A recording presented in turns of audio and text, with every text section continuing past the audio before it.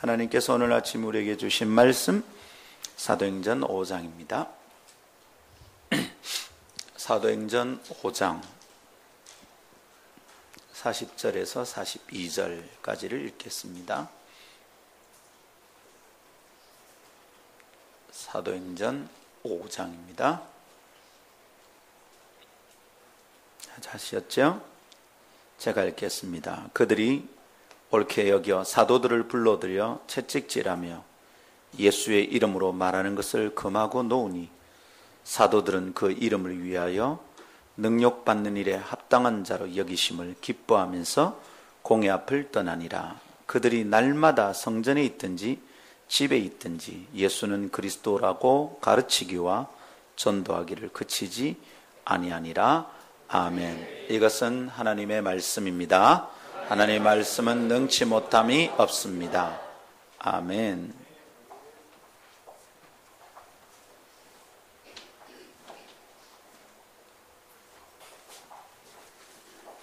할렐루야.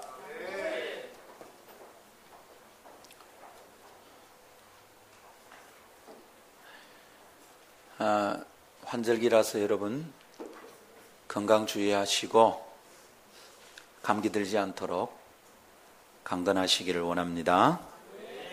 근데 여러분, 이 환절기에는 몸만 감기 들고 균형을 잃고 깨지고 상하는 것만이 아닌 것 같습니다.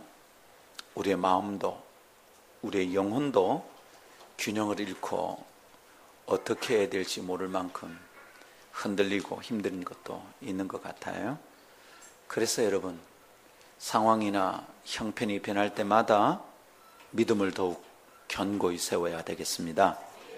할렐루야. 결국 우리가 평생 누구의 말을 듣고 삽니다. 어떨 때는 돈의 말을 듣기도 하고요, 어떨 때는 계절의 변화의 말을 듣습니다. 그런데 여러분, 참 믿음이 좋은 사람은 오직 한 분의 말만 듣는 사람입니다. 할렐루야.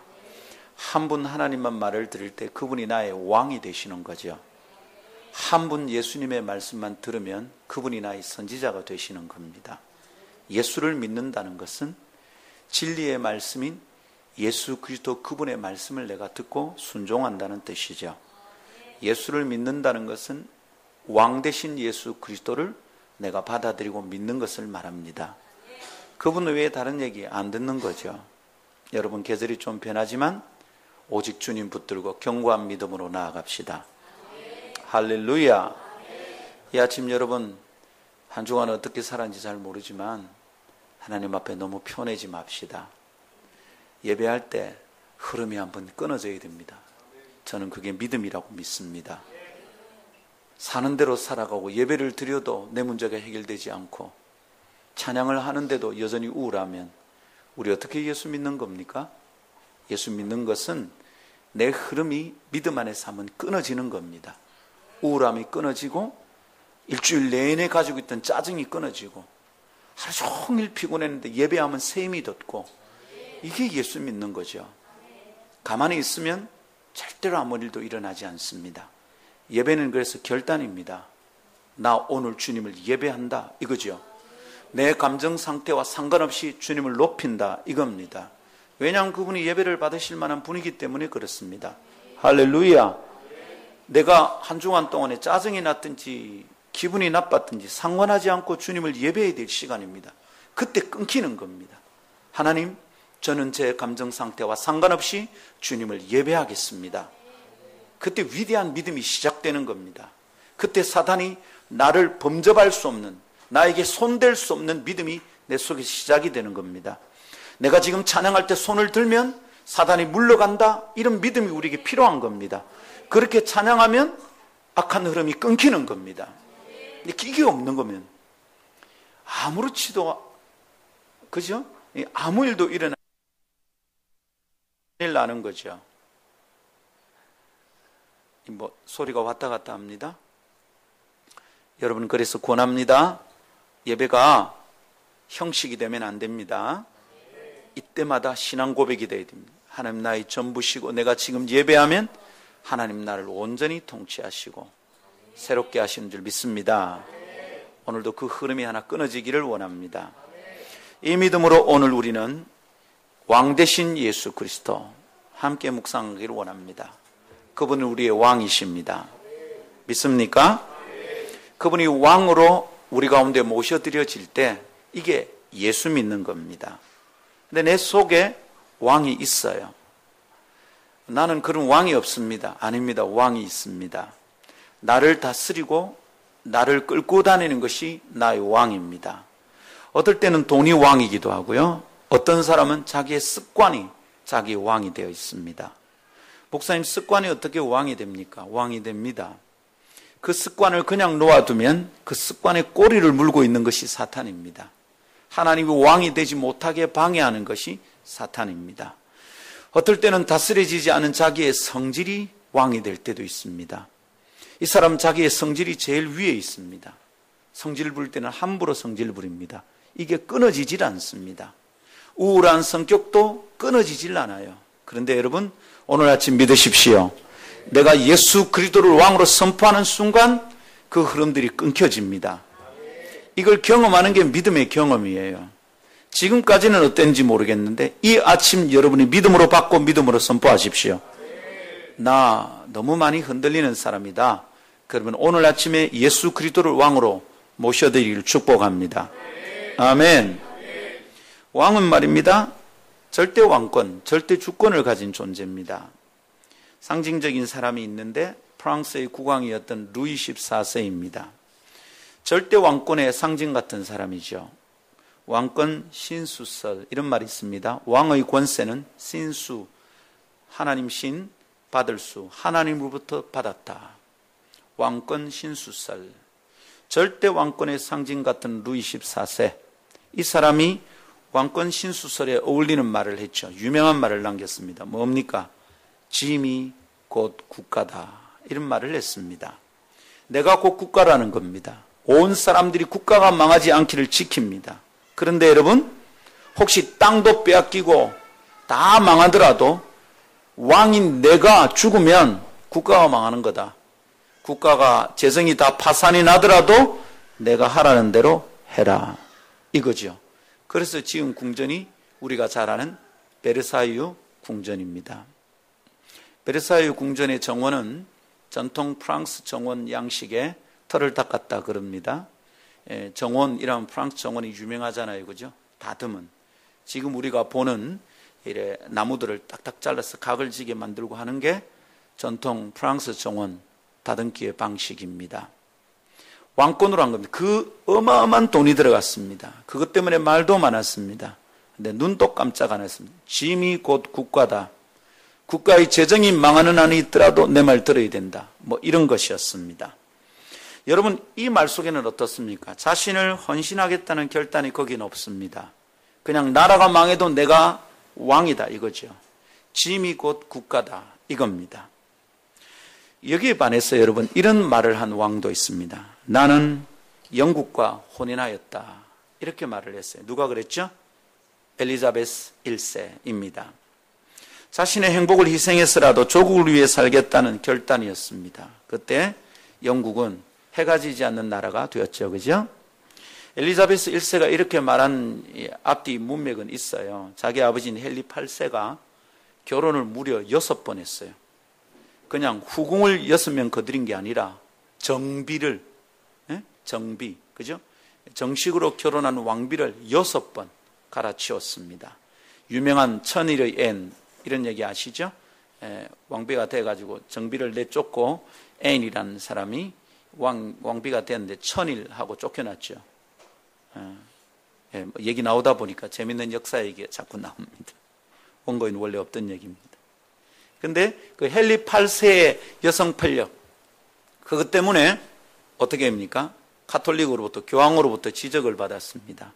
그리고는 헨리 8세가 지 마음대로 혼인하려고 로마 교황의 지배를 받지 않는 영국 국교회를 만든 겁니다. 그게 지금 영국 성공회입니다.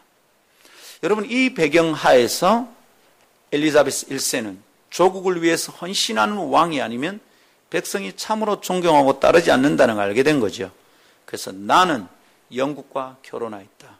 혼인하지 않고 살겠다. 이렇게 말한 거죠. 그래서 엘리자베스 1세의 별명이 처녀왕, Virgin King이었어요. 자, 여러분, 그러나 루이 14의 말 속에는 어떤 헌신과 희생의 의도도 느껴지지 않습니다. 절대 왕권 시대의 왕의 모습을 알고 있는 사람들은 참 임금에 대한 잘못된 그림을 가지고 있는 것 같아요.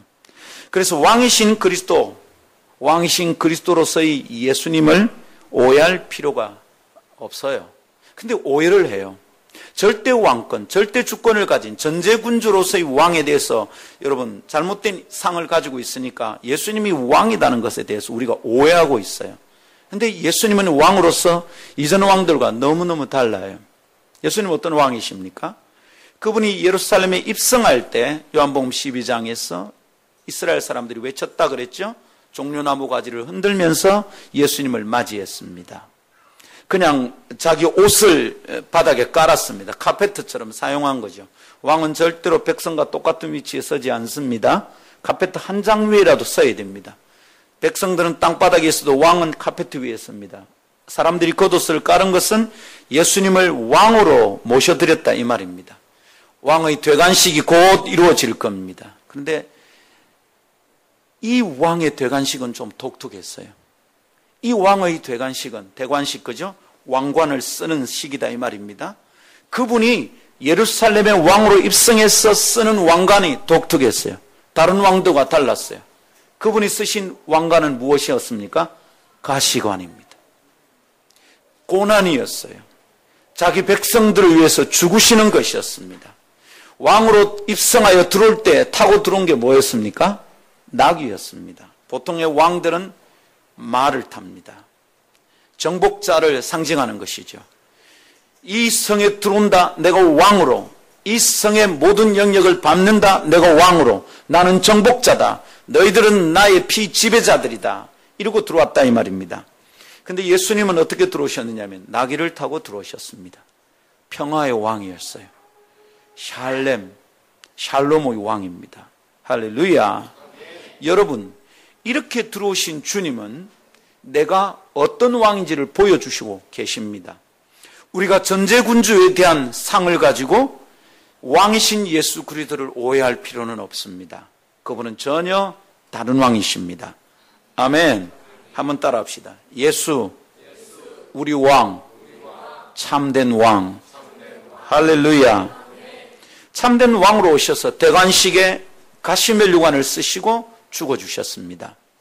루이 14세는 백성이 자기를 위해 희생하는 왕이었습니다. 짐이 곧 국가다. 국가의 재정이 망해도 나의 궁전을 지어라. 그랬는데 우리 예수 그리스도는 그렇게 하지 않으셨습니다. 내가 너희를 위해 죽을 수 있다. 그분이 쓰신 면류관은, 가시관은 당신이 왕으로서 백성을 위해서 무엇을 할 것인지를 잘 보여주는 모습이었습니다. 사랑하는 여러분, 우리는 복음의 핵심인 예수 그리스도를 함께 배우고 있는데 오늘은 왕 되신 예수 그리스도를 두 번째 함께 묵상합니다. 세 가지 얘기를 하겠다 그랬는데 지난 주일에 한 가지만 했었습니다. 오늘 마무리를 하도록 할게요. 다음 세 가지 얘기하겠습니다. 첫 번째로 그리스도이신 예수님은 왕이십니다. 두 번째로 왕 되신 그리스도를 따르는 것은 질서와 평안의 기초입니다. 세 번째로 왕 되신 그리스도께서는 마침내 보좌에서 다스리십니다. 첫 번째 따라합시다. 그리스도이신 예수님은 왕이십니다. 제자들이 예수님이 누구인지를 선포합니다. 예수님이 누구인지를 아는 게 복음입니다. 예수님이 누구인지를 정확하게 아는 것은 구원의 비결입니다. 예수께서는 요한복음에서 말씀하실 때 나를 아는 것 그것이 영생이다 이랬습니다. 근데 예수님을 어떻게 압니까? 예수님이 그리스도라고 제자들은 선포했습니다. 예수는 그리스도라고 밤낮으로 전파했습니다. 자, 여러분, 그러니까 우리가 예수님이 그리스도라는 것을 아는 것이 우리의 영생의 비결입니다. 우리가 구원받는 비결입니다. 곧 예수님이 그리스도인 것을 믿고 알고 받아들이는 것, 인정하는 것이 나의 믿음입니다. 내가 예수를 믿는다는 것은 예수님이 그리스도라는 것을 믿는 것입니다. 할렐루야. 예수님이 그리스도이심을 믿으면 우리는 구원받습니다. 아멘. 그런데 유대인들은 아직도 예수님이 그리스도이심을 믿지 않습니다.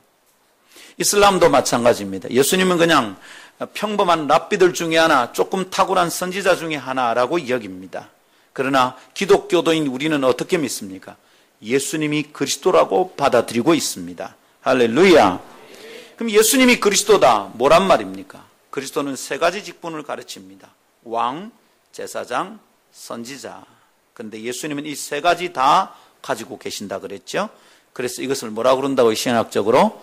그리스도의 삼중직이다 그랬습니다. 선지자에 대해서는 배웠고요. 왕에 대해서 우리가 함께 나누고 있습니다. 그분이 태어나시기 전에 이사야 9장 6절에 우리에게 한 아기가 나는데 그 아기는 평강의 왕이다.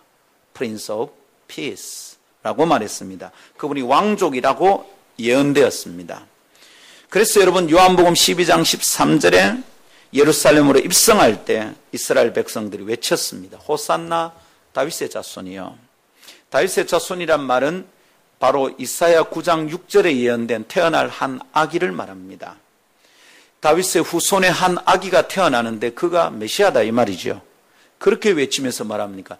이스라엘의 왕으로 오신 이여 이럽니다. 이제 이스라엘이 예수님을 왕으로 맞이할 준비가 되었다 이 말입니다. 그분을 왕으로 맞이하는 것이 그분을 그리스도라고 믿는 것입니다. 그분이 돌아가실 때도 누가복음 23장에 보니까 주님의 십자가 위에 죄패가 붙었는데 뭐라고 붙었습니까? 유대인의 왕이다 이렇게 붙었습니다. 아이러니죠? 그가 지은 죄가 왕이랍니다. 왕이 무슨 죄가 있습니까? 그분의 신분 그대로입니다. 사랑하는 여러분, 예수님을 믿는다는 것은 예수님을 왕으로 받아들이는 것입니다. 다른 권세를 인정하지 않는 것입니다. 이렇게 예수님을 나의 온전한 유일한 권세로 받아들일 때 내 속에 예수님이 자리 잡습니다. 그분의 보좌가 내 속에 생기는 것입니다. 근데 여러분, 우리가 살아가는 날 동안 그리스도를 권세로 인정하지 않으면 나는 예수 믿는 게 아닙니다. 사랑하는 여러분, 이 아침 우리가 예수님이 왕이심을 믿고 인정하고 받아들이는 그리스도인들 되기를 축복합니다. 여러분, 이렇게 되면 어떤 일들이 일어날까요? 예수님을 왕으로 인정하고 받아들이면 어떤 일들이 일어날까요? 그게 두 번째 우리가 나눌 말씀입니다. 따라합시다. 왕 되신 그리스도를 따르는 것은 질서와 평안의 기초입니다. 네. 왕 되신 그리스도를 따르면 참된 질서와 참된 평안이 그 삶과 영혼을 꽉 채웁니다. 예수님을 믿는다는 것은 예수님을 왕으로 모신다는 말이라고 그랬죠? 예수님을 믿는다고 말하는 것은 예수님을 왕으로 모시는 겁니다. 그런데 여러분, 예수님이 왕으로 어딘가에 임하면 어떻게 됩니까? 예수님이 왕으로 어딘가에 임하면 거기에 있던 잘못된 질서와 권세는 떠나가게 됩니다. 여러분, 우리가 예수 없이 살던 시절에는 우리의 왕이 있었어요. 이게 에베소 2장에서 말하는, 그죠? 저주받은 사탄의 영입니다. 우리가 그것에 묶여서 세상의 주관자, 권세가 있었다 그랬거든요. 그 권세에 사로잡혀 살았습니다. 그가 우리의 왕이었어요. 하자는 대로 하고 살았습니다. 에덴 동산에서 우리 시조 할머니께서 맛있는 걸 따 드셨잖아요. 뭘 따 드셨습니까? 네, 기가 막힌 맛이 있었어요. 그걸 따 드시는 순간 어떻게 됩니까? 하나님께서는 요거 먹지 마라. 먹지 않는 것에 순종하는 것이 하나님을 왕으로 섬기는 권세로서 인정하는 겁니다. 당신이 나에게 권세가 있습니다라는 걸 인정하는 것은 그의 말을 따르는 겁니다. 당신이 나의 선생님입니다라고 인정하는 것은 선생의 말을 듣는 겁니다. 당신이 나의 주인입니다라고 실제로 증명을 보이려면 그 주인의 말에 순종하는 겁니다. 왕의 말에 순종하지 않고 선생의 말에 순종하지 않고 주인의 말에 순종하지 않는다면 이건 거짓말이 되는 것이죠. 예수님을 믿습니다. 그분이 나의 왕이다 이 말입니다. 그러면 어떻게 됩니까? 내가 다른 권세를 따르지 않고 오직 유일한 권세이신 예수님의 권세만 따른다 이 말입니다. 할렐루야. 우리가 이전에 예수를 알지 못하던 시절에 세상의 주관자인 사탄의 영에 끌려다녔습니다. 하자는 대로 했거든요. 그럴 때 어떻게 되었습니까? 우리의 삶이 망가졌어요. 깨어졌어요. 시기와 질투의 화신이었어요. 그런데 여러분, 우리가 예수님을 왕으로 모시는 순간 어떻게 됩니까? 우리 속에 있던 다른 권세가 떠나갑니다. 사탄이 물러갑니다. 아멘. 그리고 우리 가운데 엉켜있던 질서들이 회복되기 시작합니다. 이제 원수는 힘없네 이곳에서, 이런 찬송이 있습니다. 강한 용사 무장하신, 예수님을 높이는 찬송입니다. 꽤 오래된 찬송이죠. 20년도 더 된 찬송입니다. 여러분, 이 찬송 부를 때마다 느낍니다. 아, 주님 여기 오시는구나. 그분이 오시면 평정케 됩니다. 들쭉날쭉 서로 별것 아닌 기저귀 하는 사람들이 잠잠해집니다. 그분이 오시면 평정이 일어나는 것입니다. 할렐루야. 예수를 믿는다는 것은 이것입니다. 그렇게 믿으면 어떻게 됩니까? 내 속에 질서가 생깁니다.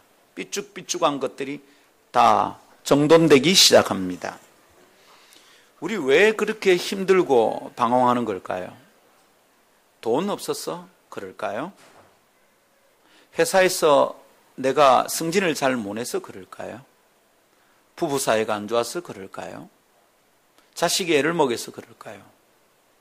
아버지라는 게 아버지가 아닌 것 같은 상황이 오면 그렇게 되는 겁니까? 아닙니다, 여러분. 우리보다 더 고단한 삶을 살았던 많은 믿음의 사람들이 있습니다. 아내가 미쳐서 죽어가고요. 어떤 복음사도는 집에 들어가면 아내가 바가지를 긁었어요. 심지어 남편의 얼굴을 핥히기도 했어요. 누군지 아십니까? 놀랍게도 여러분, 존 웨슬리입니다. 웨슬리. 유명한 복음의 종이죠. 평생 웨슬리는 아내를 멀리하고 살았대요. 도무지 이해를 못하니까. 주를 위해 사는데 왜 집에 일찍 안 들어오냐고. 이야, 참 김모 사모하고는 정반대의 일이에요. 그냥 평생 그냥 과부처럼 사는 사람하고 평생 바가지 긁는 사람하고 차이가 있습니다. 사랑하는 여러분, 그리스도를 따르면 내 속에 질서가 생깁니다. 돈 없어서 어려운 건 아닙니다. 예수가 내 중심에 없어서 힘이 드는 줄 믿고 따르시기를 원합니다. 우리가 지금 사사기를 묵상 중이잖아요. 근데 그 사사기를 이해하기 위한 매우 중요한 고리가 있습니다. 크게 두 가지 고리가 있다고 보면 돼요. 하나는 사사기에 네 가지 사이클이 돌고 있다는 걸 이해해야 되고요. 이 네 가지 사이클은 이겁니다. 범죄하고 타락합니다, 이스라엘이. 그러면 주님이 채찍질 하십니다. 때로는 미디안을 쓰고 때로는 아수르를 쓰고 씁니다. 그죠? 그러면 이스라엘이 부르짖습니다. 그러면 주님이 사사를 보내셔서 구원하십니다. 구원받고 나면 좀 있다가 또 타락합니다. 하나님이 때리시면 이스라엘이 부르짖습니다. 하나님이 은혜를 베풀어 사사를 보내면 이 사이클이 사사기에 계속 돕니다. 이 사사기를 이해하려면 이 네 가지 사이클을 잘 이해해야 됩니다. 이게 사사기를 이야기하는 첫 번째 포인트. 두 번째 포인트가 오늘 우리가 나누고 싶은 겁니다. 사사기는 동일한 기록이, 표현이 두 군데 나타나는데 이게 참 중요합니다. 사사기 17장 6절 이런 표현이 있습니다. 그때는 안 뜨나요?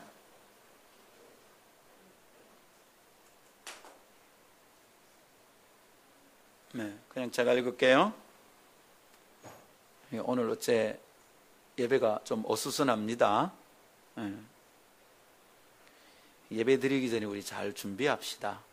특별히 우리 사역자들 예배 드리기 전에 잘 준비합시다.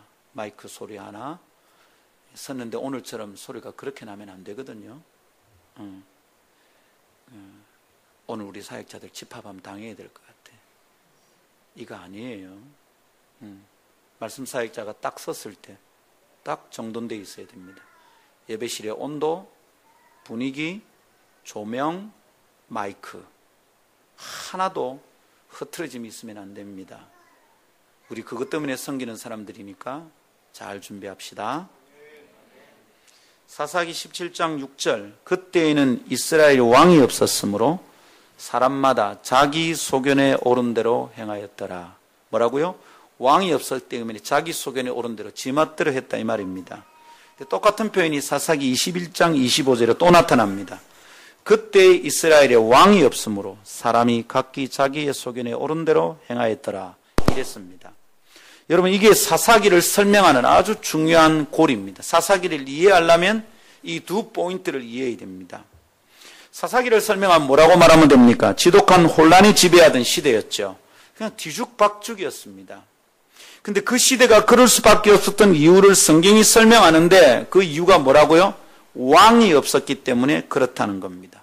왕, 곧 다스리는 자가 없으니까 혼란이 있었다는 것입니다. 그렇죠, 여러분? 통치하는 권세가 없으니까 지 멋대로 사는 것은 당연합니다. 질서와 평안이 깨어집니다. 참된 왕이 오시면 질서와 평안이 회복된다는 것은 여기서 우리가 힌트를 얻을 수 있습니다. 왕이 없어서 그렇죠. 일견 매우 타당한 설명 같아 보입니다. 다스리는 왕이 없다면 민도가 낮은 당시에 혼란이 있다는 것이 자연스러운 현상입니다. 지금도 여러분, 경찰이 곳곳에 서 있지 않으면 마음대로 신호옥입니다. 그리스도인은 그러면 안 되죠. 경찰이 안 봐도 하나님이 보고 계시기 때문에 신호 지켜야 됩니다. 아멘. 이것과 관련된 유명한 이야기가 제게 있습니다. 예. 제가 저기 수성동에 있는 어느 교회에 있을 때인데 금요기도에 마치고 그 집사님이 저를 수영까지 태워주셨어요. 12시 넘었죠? 대형 고개를 넘어가지고 샥 달리는데 아이고 불이 빨간불로 딱 바뀝니다. 그런데 이분이 어떻게 하는가 내가 봤어요. 그대로 통과했으면 집사님 차 세우세요 하고 이제 한번 혼이 났을 텐데 근데 아무도 없어. 차도 한 대도 없고 지나가는 사람도 없는데 브레이크를 딱 밟더라고요. 밟으면서 이럽니다. 그래서 밟길래 오 대단한데 생각했는데 밟으면서 하는 말이 이럽니다. 아이고 이경규가 볼라. 그때 한참 이경규 양심냉장고 할 때거든. 이경규가 볼라 이러면서 끽 밟았어요. 저한테 욕 대박이 얻어먹었습니다. 집에까지 태워주고 나서. 뭐라고요? 이 집사님이 완전히 잡사네. 이경규가 보면 멈추고 하나님이 보면 안 멈추요. 아무도 안 봐도 하나님이 보시오.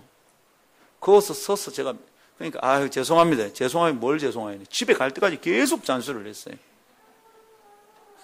그 다음에 금요일 마치고 저를 안 태워주는 거예요. 다른 집사님이 태워줬어요. 이분은 빨간불인데 확 지나가는 거예요. 집사님 옆에 차 좀 세웠어요. 또 실컷 요거도 먹었습니다. 뭐 하는 겁니까? 지금 왜 빨간불인데 통과하냐고. 목사님 이럴 때는 통과해 주는 겁니다. 왜요? 뭐 아무도 보는 사람도 없고 하나님 안 보입니까? 굉장히 위태한 얘기입니다, 여러분. 사람이 보면 조심하고 사람이 안 보면 조심 안 하는 것은 사람이 내한테 왕이다. 그 사람 때문에 내가 움직이는 거잖아요. 아름다운 게 교회는 신호 지키세요. 예, 신호 지키십시오. 자, 여러분. 다스리는 자가 없으면 지멋대로 하잖아요. 지금 그 시대보다 민도가 훨씬 높아진 지금이라도 경찰 없으면, 통제하는 사람이 없으면 마음대로 행동합니다. 근데 민도가 낮은 그 당시에 혼란이 있다는 것은 자연스러운 현상인 것 같죠? 그래서 그들에게 왕이 세워져야 했을까요? 그렇지 않습니다, 여러분. 사사기의 표현은 어떻게 보면 왕정 시대로 가는 디딤돌 같아 보입니다. 그런 당연한 시대적 요청에 의해서, 그죠? 사사시대에서 왕정시대로 가는 요 과도기다 이 말이죠. 그래서 사사시대를 끝내고 왕정시대로 들어가는 것으로 해석해도 될 것 같습니다. 그러나 그것이 아닙니다. 그들의 왕이 없어서 그 시대가 혼란했던 게 아니고요. 그들에게 있는 왕을 왕으로 인정하지 않아서 그들이 혼란스러웠던 겁니다. 왕이 없어서 혼란스러운 게 아니에요. 그들에게는 왕이 있었어요. 자신의 왕을 왕으로 섬기지 않아서 어지러웠던 거예요. 그들의 왕은 하나님이십니다. 하나님은 당신의 백성들의 왕이 되고 싶으셨어요. 그분은 자신의 킹덤을 이루고 싶었어요. 그런데 주님이 다스리는 것은, 주님의 정치는 theocracy, 왕이 다스리는 것 말고 theocracy, 신이 다스리는 정치. 국민이 주권인 데모크라시도 아니고 theocracy, 신이 다스리는 정치, 신정 정치를 하고 싶으셨어요. 여러분 기억합니까? 사무엘이 이스라엘이 요구해서 사울을 왕으로 세울 때 사무엘이 뭐라 그럽니까? 너희들이 요구한 그 왕이 너희를 압제하게 될 것이고 후회하는 날이 올 것이다. 실제로 그랬었습니다, 여러분. 사랑하는 여러분, 사사시대의 문제는 뭐가 문제입니까? 왕이 없는 것이 문제가 아니라 엄연히 살아계시고 존재하는 왕을 왕으로 인정하고 받아들이지 않는 것이 그 시대의 문제였습니다. 그래서 사사시대는 혼란의 시대였어요. 여러분, 오늘 어떻습니까? 개인적으로 혼돈을 겪고 있는 사람들이 우리에게 있습니다. 경제적인 이유가 있는 것 같죠? 인간관계에 문제가 있는 것 같습니다. 그러나 조심하십시오. 지금 그 개인이 왕을 왕으로 모시지 않는다면 우리가 지금 개인적으로 사사시대를 겪고 있는 겁니다. 자기 소견에 옳은 대로 하고 있잖아요. 내가 하고 싶은 대로 하고 있잖아요. 내가 피곤해서 예배 빠질 수 있고, 내 수입이 적으면 헌금 안 할 수도 있고, 내가 바쁘면 교회 하는 일에 듬성듬성할 수도 있습니다. 여러분, 누가 기준입니까? 누가 질서입니까? 자기가 기준입니다. 내가 피곤한 게 기준입니다. 내 주머니 돈 없는 게 기준입니다. 여러분, 이것은 우리가 하나님을 왕으로 섬기는 태도가 아니지요. 아멘. 오늘날에도 왕을 왕으로 모시지 않는 마음과 삶 속에는 혼란이 있습니다. 두 법이 다스리는 영혼의 평안이 있을 리가 없습니다. 예수 믿는다고 하니까 주님을 섬겨야 된다는 거 알고 있습니다. 그런데도 여전히 내 삶을 잡고 휘두르고 있는 다른 권세가 있죠. 두 법이 우리 안에서 우리를 흔듭니다. 어떻게 평안이 있습니까? 설교 들으면 이래야 되겠다 싶은데 돌아서서 사람 얼굴을 보면 그러고 싶지가 않습니다. 설교 들을 때는 그렇게 헌신해야 되겠다 싶은데 돌아서서 가계부를 보면 그럴 수가 없습니다. 설교 들을 때는 이래야 되겠다 싶은데 돌아서서 내 스케줄을 보면 그러고 싶은 마음이 사라집니다. 대답하십시오. 누가 왕입니까? 누가 나의 주권자입니까? 왕은 절대적 권위의 존재를 의미합니다. 그의 말이 법이고 모든 판단의 기본이 됩니다. 그의 말을 어기는 것은 전제군주 시대에는 곧 죽음을 의미합니다. 왕은 그 백성단자의 소유를 포함한 모든 것의 주인이 되고 마음대로 주권을 가지고 휘두릅니다. 내가 예수님을 왕으로 모셔드린다는 말은 내 주권을 포기한다는 것을 의미합니다. 예수께서 나를 다스리시고 예수님 뜻대로 살겠다는 것을 의미합니다. 그런데 여러분, 그런 마음 하나 내 마음에, 근데 내 마음에 또 다른 마음이 있거든. 이 둘이 날마다 싸웁니다. 어떻게 마음의 질서와 평안이 있습니까? 바울이 이미 로마서 7장에 선언한 바가 있죠. 내 속에 있는 다른 법이 또 다른 법과 싸운다. 그랬습니다. 여러분, 이 혼돈, 내 영혼에 있는, 내 삶에 있는 사사시대가 어떻게 끝이 납니까? 왕을 왕으로 모셔드릴 때 끝이 납니다. 예수 믿는다는 것은 예수님이 그리스도이심을 믿는 겁니다. 뭐로 믿는 거예요? 예수님이 왕이신 것을 믿는 겁니다. 그분이 왕이심을 그대로 받아들이는 겁니다.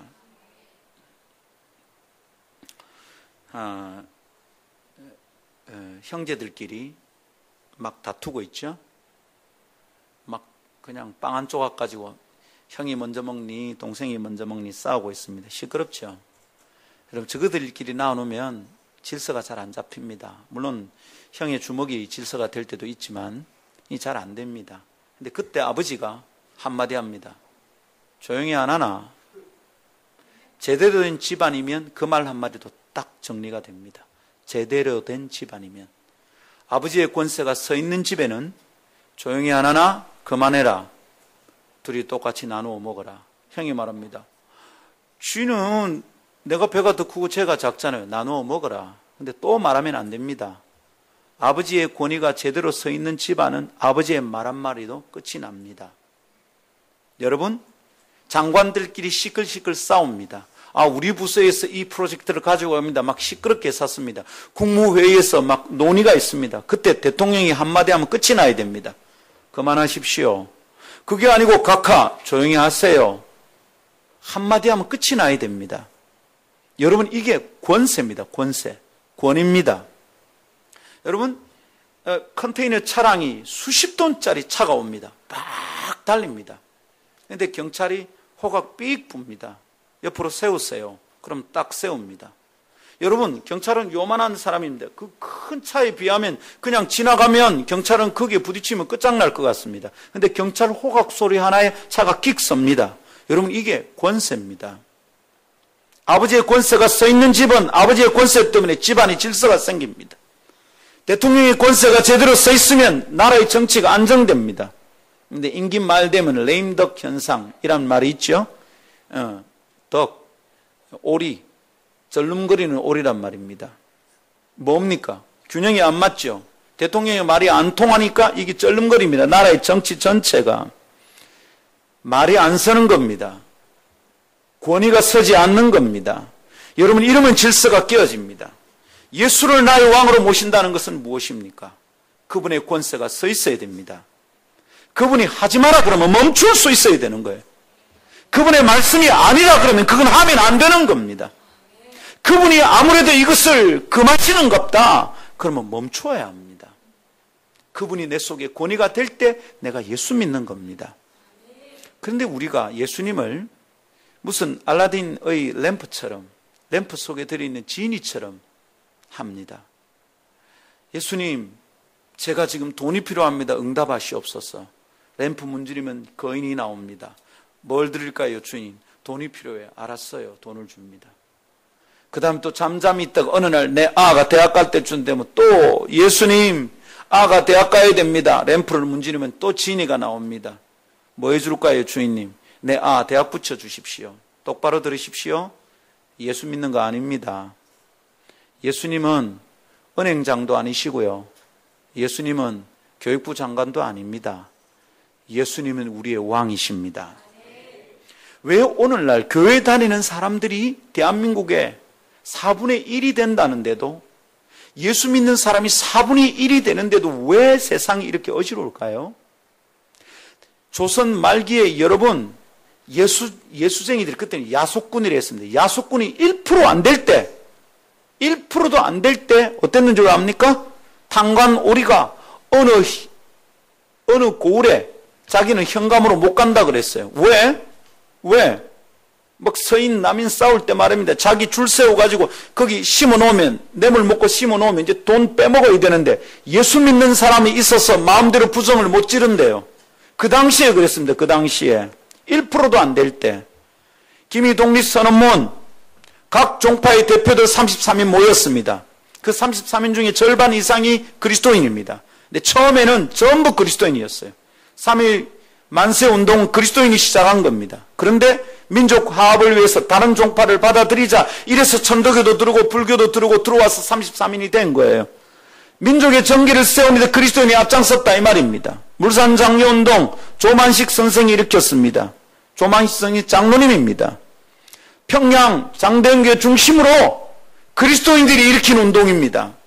1% 미만일 때 조선 사회에 미친 영향이 어마어마했단 말입니다. 지금은 4분의 1이 그리스도인들 세상이 엉망진창입니다. 왜 그럴까요? 그 당시에 1% 안 되는 그리스도인들은 예수를 왕으로 모셔드렸어요. 예수가 기뻐함대로 했어요. 예수님이 하지 마라 그러면 안 했어요. 지금은 각기 소견에 오른 대로 하는 거예요. 누가 예수님 말을 따르냐고. 예수 믿는 사람이 4분의 1이나 되는 대로 세상은 빛과 소금이 되는 예수행이 없어요. 빛이 없어서 사람이 어두운 가운데 있고요. 소금이 없어서 썩어간다 이 말입니다. 왜 그렇습니까? 여러분 각자 한 사람 한 사람이 예수를 참된 왕으로 모셔드리지 않았기 때문에 예수님 말을 안 따라요.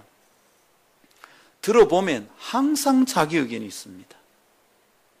목사로서 가장 마음 아프게 듣는 얘기는 이겁니다. 그렇지만 목사님, 그렇지만이 어디 있어? 왕을 모시는 사람이 그렇지만이 어디 있어요? 그냥 해야지. 집사님, 제가 볼 때는 집사님, 그것은 기도할 일이 아니라 그냥 순종할 일입니다. 그렇지만 목사님, 사는 게 이렇습니다. 예수가 왕이 아닙니다. 집사님, 어렵지만 11조 하는 게 주님의 뜻입니다. 아이고 목사님, 형편이 내 형편 되어 보이소 되는가? 예수를 왕으로 인정한 게 아닙니다. 주일날도 바빠요. 예배 한 번 드리는 게 쉽지 않아요. 예배는 여러분 절대 양보할 수 없는 일입니다. 예배는 뭐냐면 하나님이 나에게 왕권을 가진 분이라는 인정하는 가장 소중한 행위입니다. 예배는 우리의 삶의 제1순위에 딱 있어야 됩니다. 근데 이게 밀립니다. 내 형편 따라 밀립니다. 자기 소견에 옳은 대로 하고 있는 중입니다. 노회에 가면, 목사님들이 모이는 곳에 가면 재미난 게 있어요. 노회를 하면 이제 우리 교회도 나중에 노회를 한번 할 때가 아니겠나 싶습니다. 지금은 좁아서 안 됩니다. 노회를 할 때가 있을 겁니다. 노회를 하게 되면 이제 우리 교회에서 준비한 간식을 이제 대접을 합니다. 근데 간식을 함부로 나누면 안 돼요. 뒤쪽에 이제 간식을 든 여전도 회원들이 쭉 줄을 서 있습니다. 그러면 노회장이 말을 합니다. 여러분, 아름다운 교회 여전도에서 제공하는 간식이 준비되었습니다. 어떻게 할까요? 묻습니다. 근데 아무도 말 안 하잖아요. 그럼 간식들로 계속 서 있어야 돼요. 근데 그때 회원 중에 누가 이랍니다. 허락이요. 그러면 이제 회장이 말합니다. 자, 허락이랍니다. 자, 간식 받겠습니다. 허락돼야 받는 거야. 준비되었다고 오는 게 아니에요. 그러고 말하면, 자, 여전도 회원님들 간식 나눠주십시오. 근데 처음 갔을 때 이게 참 신기한 거야. 여러분, 그게 질서예요. 하고 싶은 대로 하고, 아니, 내가 간식 주고 싶잖아. 간식 주는데 뭐가 나빠? 선물인데 봐도 아니라, 그게 허락이요 돼야 허락이 되는 겁니다. 그죠? 근데 이런 일도 있어요. 막 토론을 하고 있습니다. 토론을 하는데, 아니, 이럴 수도 있지. A는 이래 말하고, B 목사님은, 아니, 이럴 수도 있지. 얘기합니다. 그럴 때 누가 손 딱 들고 말합니다. 법이요. 우리 헌법에, 교회 법에 정해진 게 있어요. 그 법에 따르면 지금 이건 맞고 이게 틀리다 이 말입니다. 이게 법이요. 이래서 몇 장 몇 조 딱 설명하면 이 논쟁이 딱 끝이 납니다. 거기서 더 얘기하면 안 됩니다. 얘기하면 노회장이랍니다. 어허, 법입니다. 근데 참 멋있어요. 사람이 자기 소견에 옳은 대로 온갖 얘기를 다 할 수 있습니다. 어떤 목사님들은 참 기가 막힌 얘기하는 분도 계시고요. 어떤 장로님이 발표할 때는 저분 예수 믿나 싶기도 합니다.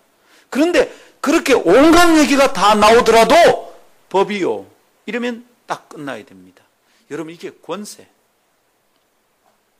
그런데 오늘날 한국교회 문제가 뭐냐면 왕이 없는 게 문제예요. 다 자기 소견에 옳은 대로 합니다. 자기 하고 싶은 대로 합니다. 어떨 때는 목사가 무슨 말을 권하는 게 좀 겁이 날 때가 있어요. 목자니까 양떼의 어려움을 볼 때 마음이 쓰이죠. 지금 그렇게 하는 게 아닌 것 같습니다. 얘기를 하는데 이 말이 안 통합니다. 이 두 가지 문제가 있거든요. 하나는 권위가 안 되는 순간이거든요. 그래서 위험합니다. 목사의 권세가 사라지는 거예요. 두 번째는 그 사람의 삶에 문제가 생기는 겁니다. 아이고, 저러다가 어떻게 하려고 일하나 싶습니다. 여러분, 참 죄송하지만 목사가 개인적인 사심을 가지고 야단치고 이러겠습니까? 안 그러겠죠? 그러는 것 같구나. 여러분의 교회 목사는 그러는가 봐요. 그죠? 예. 귀담아 들으셔야 돼요. 예수 믿는 증거는 그분을 왕으로 인정할 때 드러납니다. 권위에 순복할 때 드러난다 이 말입니다. 끝나는 게 있어야 돼. 예배 한 번 드리면 끝나는 게 있어야 돼. 말씀 딱 들으면 끝나는 게 있어야 돼. 안 끝나지는 거야. 너무 안타까워요. 끝나지질 않아. 똑같이 반복되는 거지. 너무너무 안타까워요. 아이고, 어떻게 할꼬, 저번을 어떻게 할꼬, 어떻게 할꼬. 저번에 일어났던 사건 또 일어나고 자기 소견에 옳은 대로 하는 거예요. 자기를 다스리는 왕이 다른 데 있는 거지. 예수님이 왕이 아니야, 여러분. 그래서 믿고 딱 선포하십시오. 말씀 들을 때, 아, 이거 아니다 싶으면 예수 이름으로 선포한다. 더러운 습관아 떠나가라. 예수 이름으로 선포한다. 억울한 생각들아 떠나가라. 그리고 여러분, 담대하게 새 길을 걸어가야 됩니다. 이렇게 되기를 축복합니다. 여러분, 우리가 왕을 왕으로 모시지 않으면 혼란이 있죠. 근데 그분을 왕으로 모시면 평온과 질서가 일어납니다. 근데 이런 왕을 대하는 자세는 크게 두 가지입니다. 하나는 존경이고요. 하나는 완전한 순종입니다. 진짜 왕을 이렇게 쳐다보면 존경이 됩니다. 그리고 그 왕을 보면 왕의 권위에 놀라워서 그냥 순종이 됩니다. 말 안 들으면 안 되는 거죠. 그래서 왕들은 말도 좀 다르게 했죠. 그죠? 그냥 뭐, 야, 내가 말하는데 니 안 들을래? 그런 왕이 없었어요. 경은 짐의 말을 들으시오. 뭐 이렇게 일부러 목에 힘을 주고 했다 이 말입니다. 그 교육을 받았어요. 세상의 모든 나라의 왕들은 왕의 후손들이 받는 교육이 있었어요. 수사학도 배우고요. 로마의 왕들은, 황제들은 그 교육을 다 받았어. 웅변학도 배웠어요. 백성들 앞에 나섰을 때 어떻게 배꼽에 힘을 주고 외치면 권위가 있어 보이는지 다 배웠단 말입니다. 그런데 여러분, 우리 주님은 그런 분이 아니라 어깨에 힘주고 목소리 힘주면서 내 말을 들으라 이러는 분이 아니에요. 그분은 낮은 땅에 오셔서 섬기는 종처럼 와놓으니까 이 예수 그리스도가 참된 왕이시라는 게 눈에 잘 안 보이는 거야. 다정하게 우리 곁에서 속삭이니까 그 말을 잘 안 듣는 거야. 네 이번에 한 번만 더 하면 지기 뿐다 이러면 겁을 먹는데, 서로 사랑하라 그러면 너희가 내 제자인 줄 알리라. 그럼 사랑이 잘 안 되는 거야. 그 말로 끝나야 될 거 아니야. 서로 사랑하라 끝이 나야 되지. 주일 성수하라 끝이 나야 되지. 십일조하는 게 너희의 복이다 끝이 나야지. 부모 공경하라 끝이 나야 됩니다. 근데 안 끝나는 거예요. 왜 그렇습니까? 존경하지 않는 것이고 순종하지 않는 것입니다. 왕이신 예수를 존경하는 것은 참된 예배로 드러날 겁니다. 예배할 때마다 나를 거꾸로 들여서 절하는 것입니다. 예, 따르겠습니다. 이게 예배입니다. 예배. 그러니까 예배 드리고 나오면 하나가 끝이 나야 됩니다. 이거 더 이상 하면 안 되는구나. 끝이 나야 됩니다. 오늘도 설교를 들으니까 끝내야 될 게 막 떠오르지? 떠오릅니다. 김상원 목사는 적당히 달래고 안 끝나기 때문에 해야 될 게 와서 탁탁 부딪히고 와서 꽂힙니다. 따끔따끔하지? 안 한갑네? 따끔따끔합니다. 예. 그래서 어떤 성도가 그랬답니다. 네, 목사님 참 좋은데 근데 무섭다 그랬답니다. 예, 좋은데 무섭대요. 왜? 와서 막 폭폭 찔리니까 아프거든. 존경은 참된 예배로 나타나고 완전한 순종은 헌신과 희생으로 나타납니다. 참으로 왕을 따르고 그에 순종하면 내 의지와 생각을 굴복시키는 헌신이 일어납니다. 내 형편이 이랬지만 이렇게 따르겠습니다. 이 결단이 일어난다 이 말입니다. 예수님의 말 한마디면 끝이 나야 됩니다. 그분이 마지막 예루살렘 입성하기 전에 제자들에게 마지막 유월절을 준비하라고 보냈습니다. 두 가지 분부를 하셨죠. 하나는 뭡니까? 가서 마지막 유월절 보낼 다락방 준비해라. 두 번째, 내가 타고 들어갈 나귀 준비해라. 이거 준비했습니다. 그 나귀 가다 보면 메인 나귀가 있을 건데 갖고 온 주인이 뭘 하면 어쩔까해. 그때 뭐라 했습니까? 주가 쓰시겠다 하라. 이러면 끝이 나야 됩니다. 주가 쓰시겠다 하라. 주님이 오늘도 우리에게 여러 번 얘기하십니다. 내가 쓰고 싶구나. 뭘요? 네 시간. 내가 쓰고 싶구나. 뭐요? 네 돈. 내가 쓰고 싶구나. 뭐요? 네 건강. 주님이 요청하십니다. 여러분, 우리 길게 살아도 100살 아니고 짧게 살아도 100살 아닌데 얼마나 길게 살라고 그렇게 아낄까요? 잘 들으십시오. 주님이 요청한다 싶을 때는 드리면 내 삶을 묻고 있던 게 끊어집니다. 내 돈을 묻고 있던 것도 끊어지고요. 인간관계를 묻고 있던 것도 끊어집니다. 내 건강을 묻고 있던 것도 끊어집니다. 이거 믿는 게 예수 믿는 겁니다. 헌신도 지 하고 싶은 대로 하는 것은 헌신이 아닙니다. 주님이 원하는 걸 하는 게 헌신입니다. 그분을 왕권으로 인정하는 것이죠. 교회에서는 이걸 하라는데 나는 저거 하고 싶습니다. 그래서 저거 하겠습니다. 이건 헌신 아닙니다, 여러분. 주님은 이걸 원하시는데 나는 저게 내 마음에 맞습니다. 헌신 아닙니다. 저는 신학교를 졸업하고 어느 선교단체에 헌신했었습니다. 저는 제가 졸업한 대학교를 맞는 대학사역 하고 싶었어요. 그런데 우리 리더십에서 의논을 한 다음에 저를 청소년 사역을 맡겼습니다. 그게 지금까지 청소년 사역 하게 된 계기가 되었습니다. 그때 제가 말했습니다. 저는 제가 졸업한 대학을 맡고 싶습니다. 그랬더니 리더십에서 하는 말이 이럽니다. 우리 모임 안에 청소년 사역이 힘있게 일어나는 것을 보고 싶습니다. 간 사람이 최적격자라고 생각합니다. 제가 3번 얘기하고 3번 말을 듣고 나서 그대로 순종했습니다. 알겠습니다. 근데 거기서 하나님이 어마어마한 보물이 있다는 걸 제게 보여주셨습니다. 지금도 생각하면 참 감사한 일입니다. 여러분, 주님의 주권에 순복할 때 나를 묶고 있던 것들이 끊어집니다. 내 소견에 옳은 대로 하면 행복할 것 같지만 아닙니다. 자꾸만 묶입니다. 어느 순간 선포해야 됩니다. 예수 그리스도는 나의 주인이시고 나의 왕이십니다. 나는 그분의 말을 따르겠습니다. 이게 예수 믿는 겁니다. 나중에 천국 가는 게 예수 믿는 게 전부 아닙니다. 지금 이곳에서 그분을 주인으로 왕으로 모시고 따르는 것입니다. 할렐루야! 존경과 순종을 보여드리는 참된 경배와 헌신을 보여드리는 성도들 되기를 축복합니다. 말씀했습니다.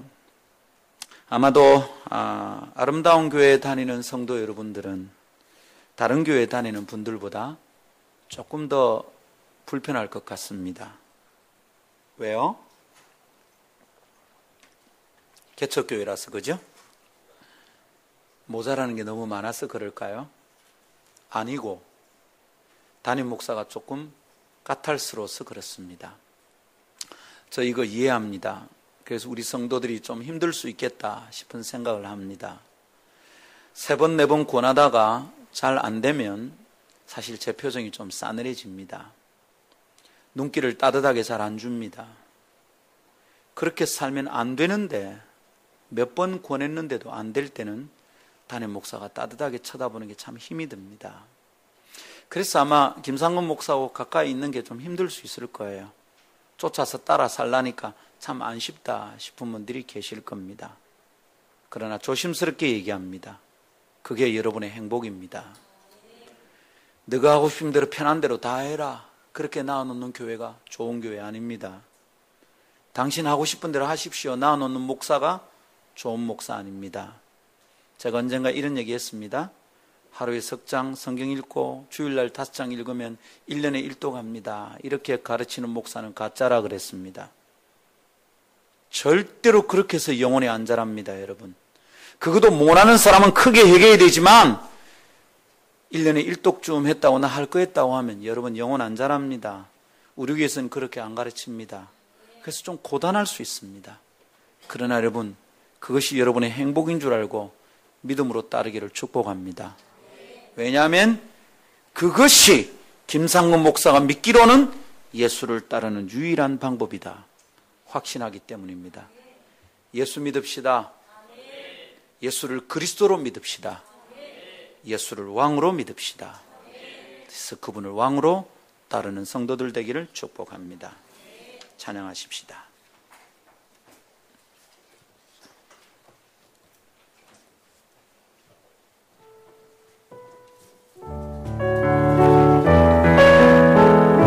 예수님 우리 왕이십니다. 고백합시다. 예수 우리 왕이여 이곳에